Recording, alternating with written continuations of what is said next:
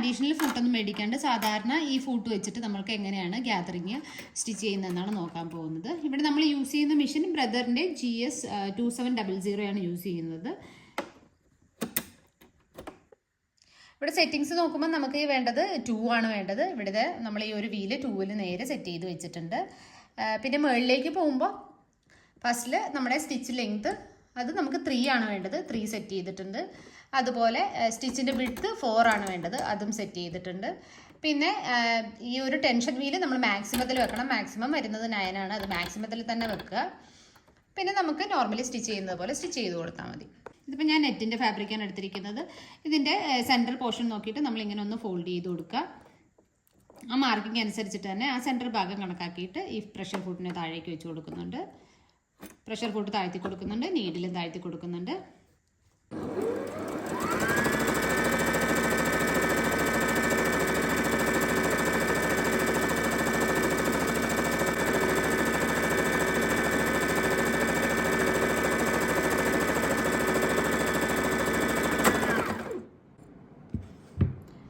നമുക്ക് ആവശ്യത്തിനുള്ള അത്യാവശ്യം നല്ല ഗ്യാതറിംഗ് ആയിട്ടാണ് വന്നിരിക്കുന്നത്.